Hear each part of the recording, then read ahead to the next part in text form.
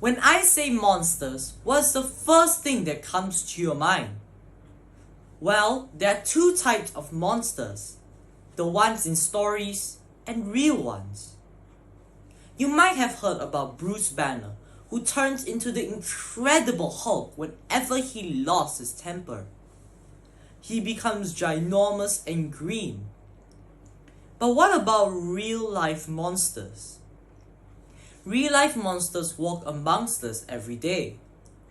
In fact, real-life monsters actually live inside all of us. I recently met a monster, but it came in the shape of a boy.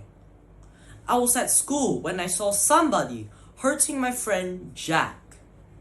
Jack was a really good friend of mine, hence I came to his rescue. I shouted at the bully to stay away. Just then, the school bell rang and we all entered class. I thought that would have been the end of it, but when recess arrived, I found myself looking at the same bully picking on Jack again. He was pushing and making fun of him. Jack looked so hurt that I ran to help him. The rest stayed away as they feared this bully. He was taller and larger size than both of us. I told him to stop, but he merely laughed and continued by grabbing Jack's collar and raising his fist. It was then I shouted at the top of my lungs for him to stop. He let Jack go and started to pick on me, telling me off for daring to stop him. He pushed me towards the wall until I found myself plastered against it. He told me to mind my own business. I could feel his stinky breath as he was grabbing my collar this time. It was then I lost my temper. I pushed back with all my strength. The bully tripped and fell down on the floor.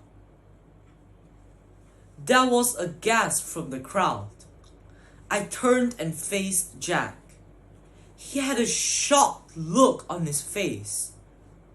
I realized that in all our years of friendship, I have never acted this violent before.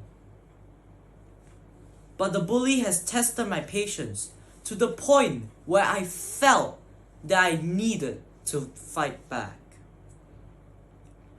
The whole incident ended up with us getting hauled to the principal's office, where I was once reminded by the principal and my parents that resorting to violence was never the answer. Being violent was never the solution to any problem. My friends, I had become a bully to teach a bully a lesson, which I suppose was wrong, but it happens to the best of us. We must make sure to take care of ourselves so that we will never resort to ways that we do not live by. It is like that saying, when battling monsters, we must take care that we won't become the very thing we detest in life.